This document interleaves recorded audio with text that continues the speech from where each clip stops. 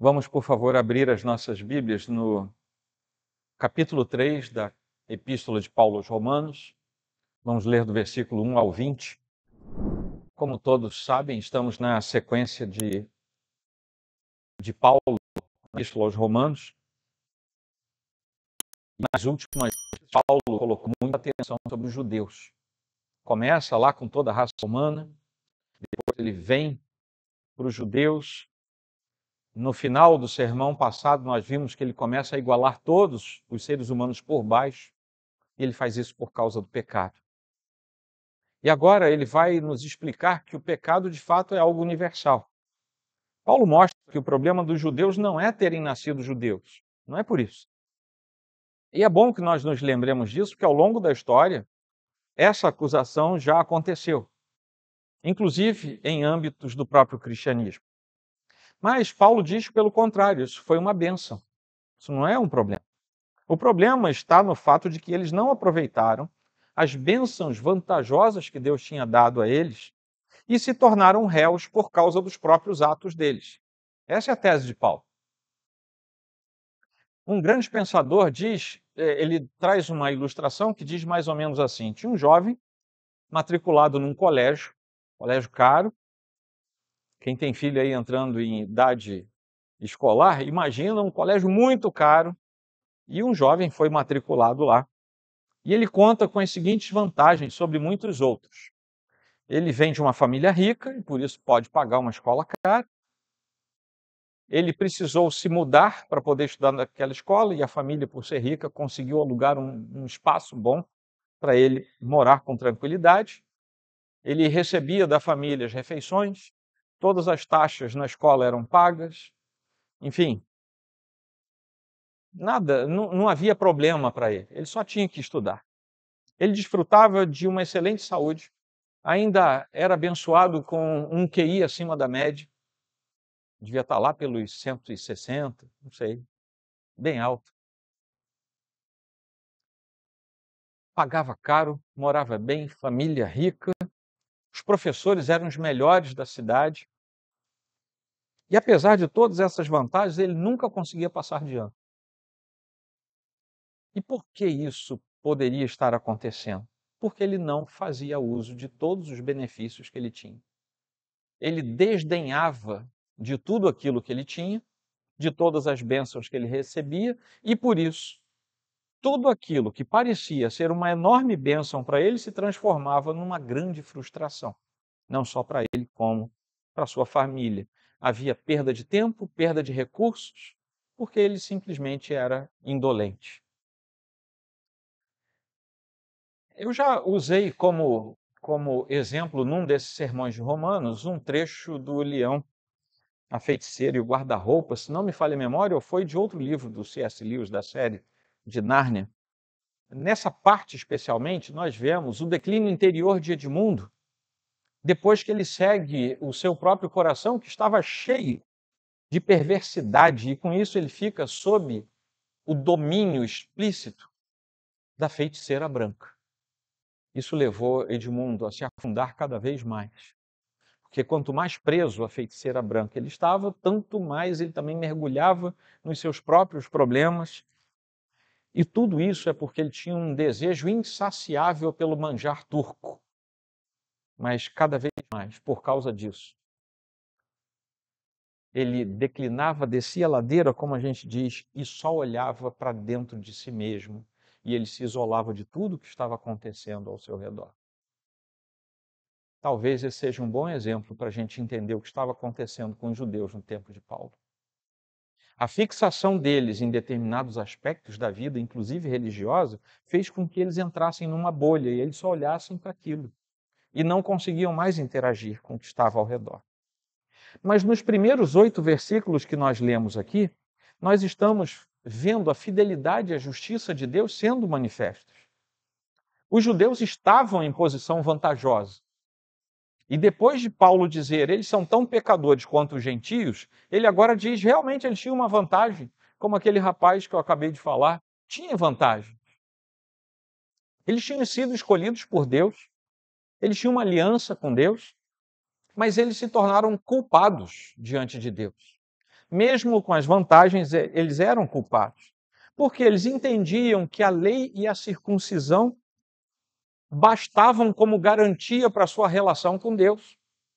Quando eu tratei desse assunto aqui num dos sermões passados, eu falei, cuidado, porque membresia de igreja, você bater no peito e dizer que é cristão, não é garantia para a sua relação com Deus. Isso não é garantia alguma. Esse foi o problema dos judeus, esse era o problema identificado por Cristo com os fariseus. Por exemplo, que Cristo chama de hipócritas. Ao ouvirem a fala de Paulo, os judeus começam a manifestar objeções.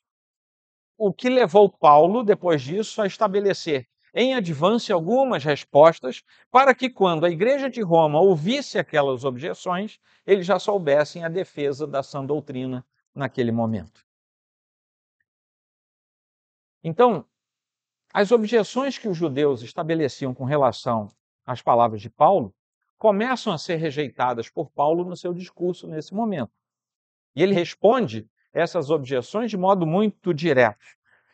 E a cada 2 versículos desses 8, portanto 4 segmentos, nós temos objeções e respostas de Paulo. Objeções dos judeus e respostas de Paulo. E como é que ele faz isso? Usando metodologias dos pensadores gregos, através de perguntas que eram retóricas e respostas que eram incisivas. Bom, os judeus pareciam entender que o ensinamento de Paulo era uma espécie de sabotagem da aliança que eles tinham com Deus. E que isso retirava deles as formas do privilégio, tanto espiritual quanto nacional. Tanto do que eles tinham no coração, quanto aquilo que eles tinham na tradição por serem judeus. E é por isso que Paulo estabelece aquela pergunta do início: qual é a vantagem do judeu? E ele já vai responder diretamente: é muita. Muita vantagem, principalmente porque aos judeus foram confiados oráculos de Deus. Isso é uma vantagem muito grande. Só que essa objeção, aquela objeção dos judeus, é negada por causa da realidade da revelação de Deus dada a Israel. Vejam bem, não é uma vantagem apenas circunstancial. A vantagem era: Deus revelou a vocês a vontade dele. Uma vez que vocês resolveram objetar a vontade de Deus dada pela revelação, a vantagem se transforma num problema, numa desvantagem. Então, para a primeira objeção, nós temos a primeira resposta de Paulo. Os judeus pareciam entender que os ensinamentos de Paulo também anulavam a fidelidade de Deus, porque eles entendiam que existia uma natureza automática da bênção de Deus, a despeito do caráter que eventualmente Israel adquirisse. Porque Deus é fiel ao seu justo caráter, Deus não faria dessa maneira, mas eles achavam que sim. Ou seja, tanto faz se eu peco ou se eu não peco, tanto faz se eu levo sacrifício ao templo ou não, falando da tradição dos judeus, tanto faz se eu levo meu holocausto ou não, tanto faz se eu cultuo em Jerusalém no tempo de festas ou não, porque eu sou judeu, então Deus vai passar a mão sobre todas as minhas faltas simplesmente porque Deus tem uma aliança comigo. Não, a aliança tem sempre 2 mãos. Aquele que estabelece a aliança, portanto, é aquele que mostra as prerrogativas, e aquele que retorna com o cumprimento da sua parte da aliança. Meus irmãos, a mesma coisa se aplica a nós. De nada adianta nós batermos no peito e dizermos: eu sou cristão, eu sou presbiteriano, eu sou assembleiano, eu sou batista, eu sou congregacional, eu sou isto. Não adianta se a nossa vida não estiver de acordo com os planos de Deus e se nós não retornarmos a Deus com uma vida que seja de santificação. Senão, nós vamos entrar no mesmo engodo no qual os hebreus já tinham entrado. Não existe uma vida institucional na presença de Deus, existe vida de comunhão com Deus. A resposta e a infidelidade dos homens não afeta a fidelidade de Deus, que permanece fiel, mas acima de tudo, Deus permanece fiel ao seu próprio caráter.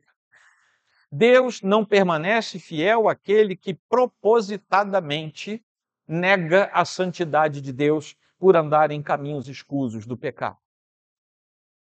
Aquele que é seu filho, se pecar, o Senhor se mantém fiel por sua própria promessa, mas vai chamá-lo à disciplina a fim de que ele retorne ao caminho certo. Não há essa ideia de que alguém afastado de Deus continua sendo alvo da fidelidade de Deus de modo indefinido.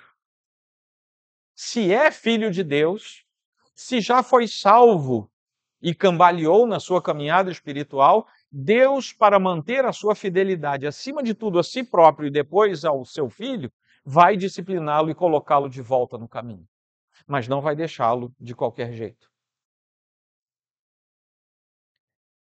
Versículos 5 e 6. Os judeus entendiam que os ensinamentos de Paulo contradiziam a justiça de Deus e que, de alguma maneira, havia uma certa necessidade, prestem atenção, depois vocês releem os versículos 5 e 6. Havia uma certa necessidade de pecado para que a justiça pudesse sobressair. Existe uma tradição, eu não vou chamar de cristão, uma tradição, que quando o jovem ou a jovem faz 16 anos, os pais, eles são seletivos, eles moram sempre no interior, são contra todo o avanço da tecnologia, e quando são os Ames, tá? Para você saber quem são. Quando o filho ou a filha faz 16 anos, eles mandam para fora de casa e eles têm que ficar 2 anos pecando. Eles vão para o mundo, lá eles fazem de tudo que você possa imaginar. E eles têm que voltar daí a 2 anos, porque na cabeça deles, depois de experimentar o pecado, eles vão chegar à conclusão que ser santo é muito melhor. Não preciso dizer para vocês que a enorme maioria não volta. Não nos dias de hoje. Mas essa tese sai de um texto mais ou menos semelhante em que os judeus diziam: se a gente não pecar, como é que a gente vai provar a bondade de Deus? Usando palavras minhas. Mas isso é o que está de forma subrepetícia aqui nesse texto. Isso vem na resposta de Paulo? É claro que não. Se fosse assim, como é que Deus ia ter coragem de julgar o mundo? Se ele mandasse vocês para o pecado só para dizer que é bom. E, finalmente, os judeus acusaram Paulo de ensinar coisas, vejam bem que contraditório, de ensinar coisas pecaminosas que seriam uma falsa promoção da glória de Deus, como se Paulo quisesse também se promover com isso. O que é negado, porque esse pensamento revela o caráter distorcido de quem não se propõe a perceber uma justa condenação ao pecado. Paulo vai dizer num rompante final nesse trecho, e por que não dizemos, como alguns caluniosamente afirmam que o fazemos, pratiquemos o que é mal para que nos venha o que é bom? A condenação destes é justa. Quando a gente chega ao versículo 9, vai até o final desse trecho lido, nós vamos ver que após os discursos anteriores, que Paulo já tinha registrado, agora Paulo tem condições de concluir aquela controvérsia que ele travou, desde o versículo 24, com relação aos judaizantes. Ele usa uma série de citações da Escritura, de acordo lá com o versículo 19, que é expressamente voltado para pessoas de cunho legalista. E desse modo, nós começamos a ter, a partir de Paulo, um quadro bastante escuro sobre os pecados dos judeus, lá nos versos de 10 a 18, que já trabalhamos, e um paralelo com o catálogo de vícios que ele fala dos gentios, lá no capítulo 1, do versículo 28 ao 30. E naquilo que se refere ao domínio do pecado, ele vai dizer agora, depois, no próximo sermão, no versículo 22, ele vai dizer: não há distinção. Assim como ele agora disse no versículo 19, que todo mundo carece da nova ordem da salvação, que será proclamada no trecho que ele vai começar a partir do versículo 21, próximo sermão. Ou seja, existe um meio que agora que ele igualou todo mundo por baixo no pecado, ele diz todo mundo, não tem como. Tanto faz o judeu que tinha privilégios, tinha vantagens, como o gentio que tinha vantagens também, mas essas vantagens eram da observação da lei natural e não da lei promulgada. Nós fomos vendo Paulo estabelecer esses dois contrastes e ele põe todo mundo por baixo por causa do pecado. A partir do versículo 21, ele vai dizer, mas tem jeito. Todo mundo está por baixo por causa do pecado, mas muitos vão ser colocados juntos por cima por causa da justificação pela fé que vem somente e exclusivamente em Cristo Jesus. Primeiro ele nos afunda, primeiro ele tira de nós toda a beleza desse mundo e depois ele diz, mas existe uma esperança. Seja você judeu, seja você gentio, existe uma esperança. Os judeus tinham começado aquele seu discurso perguntando qual era a vantagem e Paulo desmonta aquela estrutura que eles tinham. Agora Paulo é quem pergunta, mas igualando agora judeus e gentios. Nós temos alguma vantagem? E aqui ele chega ao ponto mais elevado da sua tese. E a obediência pela fé, que eu falei para vocês que vai perpassar toda a epístola de Paulo aos Romanos, vai fazer mais sentido quando ele chega agora ao ápice da sua tese, que tem por intenção provar diretamente que todas as pessoas, sem que haja distinção de raça, de cultura, de religião, de nível cultural, de status social, todos são igualmente culpados perante Deus. Ele repete a ideia de que todos, sem exceção, foram tomados pelo pecado. As práticas podem ser diferentes, mas o pecado residente no coração humano é o mesmo, é da mesma origem, e que por isso mesmo todas as falácias da falsa religiosidade, e agora ele se refere aos judeus, ou da simples aplicação do bem moral, e ele agora se refere aos gentios, são incapazes de resolver o dilema do coração humano. Não há como resolver, nem com a falsa religiosidade, nem com a excelência da aplicação moral. Diante de Deus, nada disso vale. E por isso, então, Paulo chega à primeira e grande conclusão ao longo dessa epístola. O gentio pecou contra a luz da natureza e da consciência. O judeu, em desafio à lei revelada por Deus, também pecou. Então, o mundo inteiro está debaixo de condenação. É por essa razão que não adianta uma aproximação moral com aquele que é impenitente.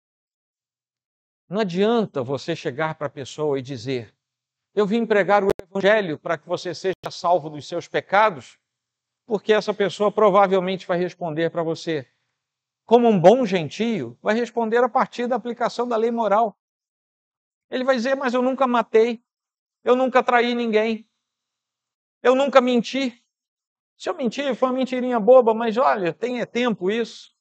Eu sou muito bom, a vizinhança toda gosta de mim. Não é por causa da aplicação de uma boa moral que nós somos salvos. E talvez se nós nos deparemos hoje ainda com alguém da prática religiosa judaica e falarmos, você precisa conhecer o Salvador, ele vai dizer, mas eu estou esperando o Messias. Porque afinal de contas, até hoje eu pratico a lei. Até hoje eu vou à sinagoga e pratico a lei. O que Paulo está dizendo é, nenhum caso, nem o outro levam até a presença de Deus. Porque não são essas coisas. Nem a falácia religiosa e nem a falácia da moral, por mais ilibada que seja, nos aproximam de Deus. Paulo trabalha nos aspectos que igualam. Primeiro, por causa do pecado, tanto gentios quanto judeus. Ele declara a impiedade do pecado, como a Escritura vai nos identificar. O pecado é a revolta de Deus, a revolta da pessoa contra Deus. É o destronamento de Deus no nosso coração, com vista à entronização do próprio eu. Isso é o pecado. Em última análise, o pecado é adoração a si mesmo, e por isso é que ele abre com o famoso capítulo 1 de Romanos. em que ele mostra que o afastamento do homem de Deus vai encaminhá-lo a uma autoadoração. E agora ele está explicando isso de forma melhor. Ele trata do domínio que esse mesmo pecado exerce sobre todas as funções, sobre todas as faculdades humanas. E isso só pode ser revertido em Cristo Jesus. Quando ele vai tratar da universalidade do pecado, ele vai dizer: não há justo, não há um sequer. Todos se desviaram. Versículos 10 e versículo 12. Paulo insiste em dizer que isso é para toda a raça humana. E o ponto alto da resposta de Paulo vai se concentrar no finalzinho, versículo 19 e versículo 20, especialmente no 20. Porque ninguém será justificado diante de Deus por obras da lei. Pois pela lei vem o pleno conhecimento do pecado. E com este encerramento, antes de entrar na solução do problema, que é a partir do versículo 21, Paulo dá um duro golpe na autoconfiança dos judeus e contra toda e qualquer tentativa de autojustificação diante de Deus. E é por isso que, diante dos argumentos de Paulo sobre o pecado e sobre a culpa, que são de caráter universal, nós não podemos ter respostas evasivas, respostas vazias de caráter sério perante Deus. Amém? Nós precisamos concluir e aplicar. A primeira coisa a dizermos é que todo cuidado é pouco. Quando olhamos para um trecho da Escritura como esse, todo cuidado é pouco. Voltando àquele trecho que eu tinha citado para vocês, lá do Leão, a Feiticeira e o Guarda-Roupa, de C.S. Lewis, depois de se afundar cada vez mais e de ficar enredado totalmente pela feiticeira branca, Edmundo perde o controle. Ele vai perder o controle da sua vida. E finalmente ele se torna indiscreto. Quem já viu sabe disso. Inclusive no filme tem umas cenas que nos ajudam a ver esse lado dele. Ele se torna indiscreto. Ele se torna presunçoso, antissocial, alienado de tudo e de todos que estavam ao seu redor. Ele fica como se tivesse uma fobia social, porque tudo era ele, para ele. Ele passa a ser o centro de tudo. Ele é exatamente a figura que Paulo descreve desde o capítulo 1 até agora. Ele começa a trair as pessoas, ele trai até seus irmãos, ele trai os conceitos, ele trai as ideias. Ele coloca em perigo aqueles que ele amava, mas que agora, como ele se ama muito mais do que amava aqueles, ele trai, ele deixa em perigo, ele os expõe. Por causa da sua altivez e do seu egocentrismo, que nada mais é do que o retrato que Lewis pinta na sua obra sobre o que é um ser humano em pecado e afastado de Deus. Seja ele bonzinho ou seja ele o mais pernicioso de todos, tanto faz diante de Deus. Alguém que esteja no corredor da morte num país em que existe pena de morte, ou alguém que simplesmente furtou um clipe do seu escritório. Tanto faz. Desde que não conheça o Senhor como Salvador único e pessoal, tanto faz. Edmundo não conseguia mais pensar em nada além do vício de viver voltado para a sua satisfação pessoal. E, meus irmãos, estamos no tempo em que, se existe algo que permeia a mente do ser humano, é a ideia de ter prazer em qualquer coisa e a qualquer custo. Se existe uma época propícia para se ler a Epístola de Paulo aos Romanos, é nos nossos dias. Satisfação pessoal, a massagem no ego. Entre nas redes sociais e você vai ver o que é isso. Às vezes a gente vai passear, a Roberta tem um olho mais clínico do que eu para isso, olha lá, isso deve ser para Instagram. A pessoa parece um macaco de circo, sabe? Só para aparecer. As pessoas não têm mais constrangimento. As pessoas não têm mais o senso do ridículo. As pessoas não conseguem mais ouvir espera um pouquinho e pensa sobre isso. Não conseguem mais. Nem do pastor, nem dos pais, nem das autoridades públicas constituídas. Não pensam mais. Não tem mais coragem de dizer, eu vou parar e vou refletir. Não, o que eu quero fazer, eu vou fazer. Isso nada mais é do que a prática de Edmundo, nada mais é do que a prática que Paulo estava condenando nos judeus e nos gentios. Isso é autoadulação. Isso é autoadoração. Isso é o ápice do egocentrismo. É o hedonismo em sua máxima exposição. Assim, da mesma forma, é a alienação do pecado. E tanto faz se você é crente ou não. Se você se aliena por causa do pecado, você fica igual aquele macaco de circo que eu acabei de falar. Porque todo mundo vê o quão ridículo a pessoa assumiu o seu papel. Mas o seu espelho só mostra Narciso. Uma vez eu contei aqui, eu não sei contar direito, mas eu contei aqui o conto, né, a narrativa do rei Nu. Eu não sei quem estava aqui aquele dia, mas o rei Nu era um sujeito que era tão fanfarrão, tão, sabe, autopromovente, tão egocêntrico, tão altivo, que ele queria uma roupa que fosse fantástica. E aparecem então dois sujeitos enrolões e arranjam a autorização do rei para fazer a sua roupa. E eles fingem que fazem uma roupa. E o rei, no dia, vai e desfila nu pela rua, pensando que estava com o mais fantástico dos trajes e dos mantos reais. E foi criança no meio do povo que gritou: papai, olha lá, o rei está pelado.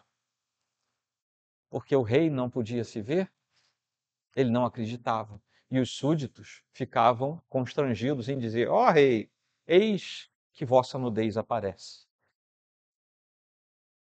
A história é mais ou menos assim. Eu acho que eu não contei direito não, mas é mais ou menos assim. Cuidado, gente, para a gente não andar nu por aí por causa do pecado. O pecado desnuda. Quem fala para a gente e avisa é a palavra de Deus. Se o crente resolve andar desnudado por causa do pecado, é porque ele não deu a devida atenção, a devida importância aos avisos dados pelo próprio Senhor na sua palavra. É contra tudo isso, é contra Edmundo, é contra o rei Nu, que Paulo está falando nos 3 primeiros capítulos da sua carta aos Romanos. Uma outra conclusão que nós chegamos é que a lei ordena que o homem ame a Deus com todo o seu coração, alma, mente, força, e que ame o próximo como a si mesmo. Está lá na lei de Moisés e depois o Senhor repete lá em Mateus 22. No entanto, nós sabemos que esse é um exercício que transcende a nossa capacidade normal, nossa capacidade humana. A gente não consegue amar Deus em todos os segmentos da nossa vida, seja a parte interior ou exterior. E também a gente não consegue amar o próximo como a gente deveria. Esse mesmo ser humano, ele vai se ver culpado tanto nos seus atos quanto nas suas omissões. E a sua condenação não vai decorrer apenas do que ele faz ou diz, mas do que ele é na sua essência. Porque essa é a condição em que nós, como seres humanos, nos encontramos, marcados pelo pecado. São conclusões a que nós chegamos por causa de Paulo. Por causa disso, ele conclui que cada ser humano sobre a face da terra se encontra sob condenação, porque inclusive já nasce em pecado, que não tem nada a ver com ato conjugal, como algumas correntes, inclusive cristãs, podem tergiversar a respeito. Isso tem a ver com a condição da natureza humana que é caída. Ora, quem é concebido de gente caída já nasce caído. Essa é a ideia da Escritura. Não apenas assim nascemos, e não apenas pecamos deliberadamente, como também muitos simplesmente deixam de evitar o pecado, e às vezes isso é por contingência, particularmente aqueles que não conhecem o Senhor como seu Salvador. Não apenas pelas transgressões públicas, evidentes e visíveis, mas também e igualmente pelas que se ocultam no segredo do coração. E Paulo foi falando de tudo isso até o capítulo 3. A sua culpa diante de Deus não se limita ao que faz ou diz, mas abrange aquilo que ele é na sua própria natureza, e natureza que sabemos nós que é caída. Então a conclusão é inevitável. E é a essa conclusão que Paulo chega. O homem está condenado, condenado, condenado. Não tem o que fazer com ele. Ele está condenado. E até aqui, Paulo só fez mostrar que ele de fato é um condenado, seja judeu ou gentio. A sua condição é de absoluta desesperança, mesmo que cognitivamente ele não entenda a sua desesperança, essa é a condição do ser humano sem Cristo. E a lei, ao exigir nada menos que a perfeição moral no cumprimento da própria lei, e uma completude também espiritual, lança sobre o ser humano natural um peso de culpa que é insuportável. Esse é o papel da lei, lançar o peso de culpa. Mas a solução ainda não estava nesse peso de culpa. Isso vai despertar um pressentimento aterrador nesse homem natural de uma ruína total e completamente irreversível. Judeu ou gentio? Século I ou do 21º século? O que é que nós temos que fazer então? Qual é a saída então? Paulo ainda vai entrar nessas questões, mas eu vou antecipar alguma coisa, para a gente sair daqui feliz nesta noite. O texto que nós analisamos funciona como uma dobradiça. Na carta de Paulo aos Romanos, aqui ele vira. É como se tivesse aqui uma portinhola, e ele vai virar para que tanto uma parte se feche aos nossos olhos, quanto para que outra se abra diante de nós. Isso vai até o capítulo 4. Francis Schaeffer, ele vai observar com toda razão que aqui nós chegamos ao desfecho daquilo que o próprio Paulo chama de primeira metade do Evangelho, usando palavras dele. Ao longo do primeiro capítulo, de todo o capítulo 2 e da maior parte do capítulo 3 até esse versículo 20 que eu li hoje com vocês, Paulo demonstrou de forma contundente a real necessidade, que é uma necessidade universal de salvação. Por que é que ele fala do pecado de todo mundo? Porque ele diz, universalmente estamos perdidos. Qual é a solução? Universalmente precisamos ser salvos. E a partir desse ponto vai se abrir um novo horizonte na sua exposição. Ele vai começar a mostrar uma outra coisa. Como é que o homem pode sair dessa? Como é que ele pode ter esperança? Como é que ele pode sair dessa situação em que ele não tem mais o que ver? Ele não tem mais luz diante de si? Como é que ele pode sair dessa? É aqui que Schaeffer fala um negócio muito interessante, porque se Paulo tivesse parado de escrever aqui, no versículo 20, restaria somente o desespero, não tem mais saída. Não há saída para o que Paulo escreveu até o versículo 20 do capítulo 3. Ele só fez nos mergulhar nos nossos problemas reais, aquilo que nós somos. Apenas a angústia daqueles existencialistas, como vocês conhecem tantos pensadores existencialistas, que tentam mitigar os seus problemas de desesperança com a ideia de que após a morte não existe nada. Eu vou virar simplesmente uma comida de verme e acabou. Eu e um cachorro somos a mesma coisa. Tantos pensadores ao longo do século XX nos trouxeram essa ideia. Tantos nihilistas nos trouxeram essa ideia. Que nada mais é do que a tentativa de dizer para si próprio: você pode viver o que você quiser, quando morrer tudo vai acabar. Diz a Escritura que num abrir e fechar de olhos, esses mesmos estão na presença de Deus e agora vão ter que responder. Se a carta terminasse aqui, só teria desespero.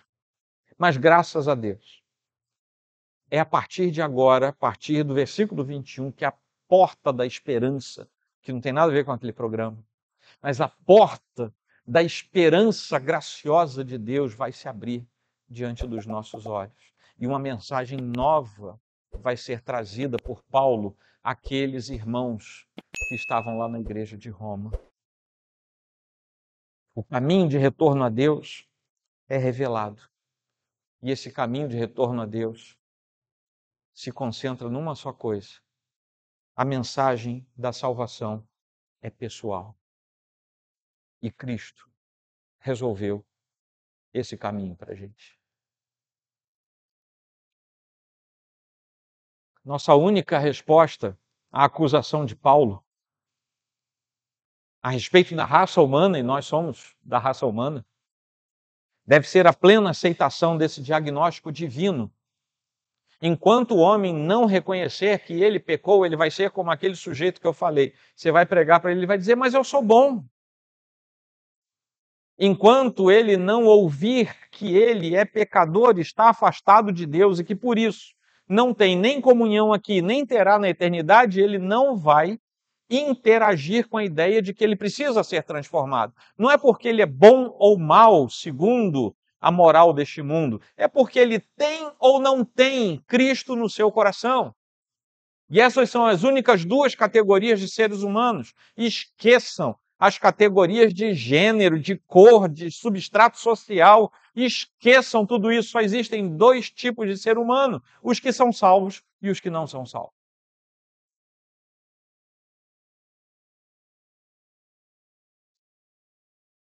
Aquele que busca refúgio no seu coração só tem um caminho para encontrar o refúgio: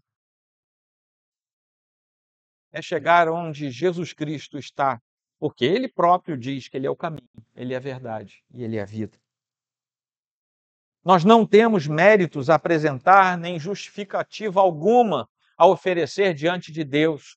Quando nós estivermos diante do Senhor naquele dia, no tribunal do Senhor, nós não vamos dizer para Ele como eu fui bom, nós vamos dizer: eu não prestei, Senhor, eu era para ter sido mandado lá, para o outro lado, não para aqui, mas eu fui trazido por causa da obra da cruz do Teu Filho. Ele é o caminho. Diante de Deus, nós permanecemos em silêncio, condenados. Mas Ele vai nos ver em Cristo. E por causa de Cristo, nós estaremos preparados para ouvir o que vem depois. Vamos ouvir da boca do Senhor o que vem depois. Seja bem-vindo, meu filho. Entra na alegria da minha eternidade. E por causa do reconhecimento que nós estamos tendo do que nós somos, nós também estamos nos preparando para ouvir o que Paulo vai dizer a partir do versículo 21. E é ali que o Senhor proveu Jesus Cristo para nos dar a salvação, para sairmos lá de baixo, onde judeus e gentios estavam igualados por causa do pecado.